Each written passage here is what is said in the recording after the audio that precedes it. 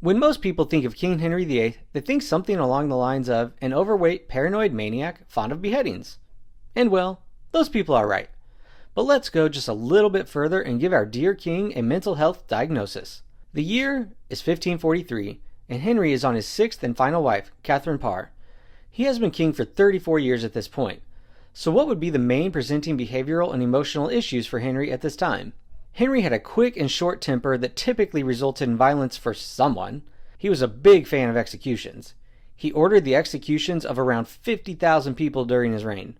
That's a lot.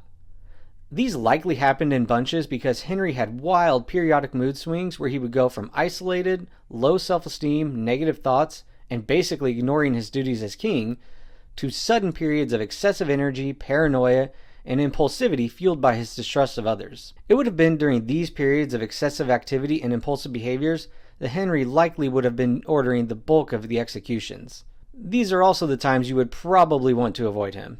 Henry had decades worth of emotional issues, mostly centering around women, that contributed to his melancholy, as it was called at the time. He didn't have 6 wives because he was attempting to find a soulmate. He did so for essentially 2 reasons. 1, he liked young women that had not yet disappointed him or angered him in some way. 2nd, he desperately wanted a male heir to secure his lineage and reduce the likelihood of a challenger to the throne. This was actually the main factor in his constant need for a new wife.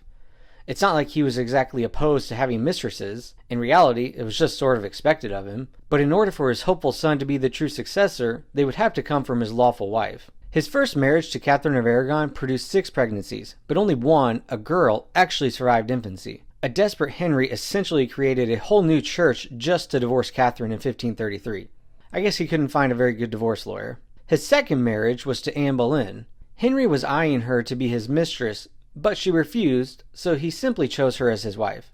During this marriage, Henry also had a jousting accident that left him with long-term physical issues. To the surprise of no one, though, this was a toxic marriage. They seemed to actively dislike each other, and with no male heir and depression really starting to take hold, Henry's response, not exactly a good one, was to become impulsive and paranoid. Anne was one of the first prominent victims of his newly developing mental disorder. To take care of his problem, he accused her of adultery, treason, and incest, and had her beheaded.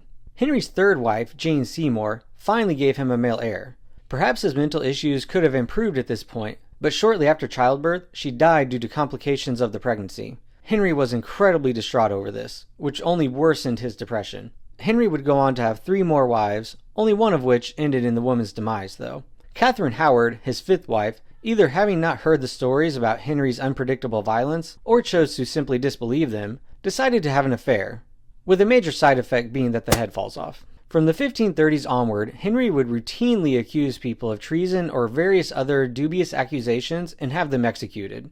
Those around him, trying to further their own causes, would constantly try to take advantage of his decreased mental state and impairments in functioning, only increasing his distrust and paranoia of others, which of course further contributed to his need to reassert himself during his manic episodes with impulsive violence. By 1543, as we evaluate him for a mental health diagnosis, we have decades of material and behavioral patterns to draw upon.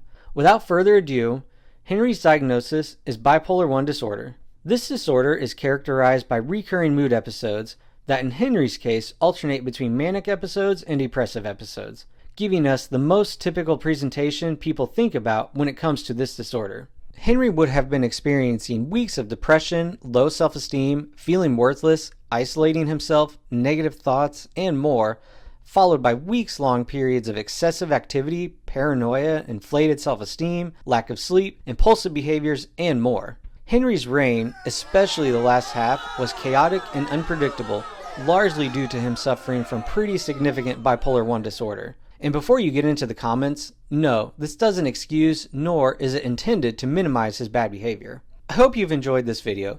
Please make sure to like this video and subscribe to my channel. That would be greatly appreciated, and it will go a long ways to helping me to keep making these videos. Thanks for watching.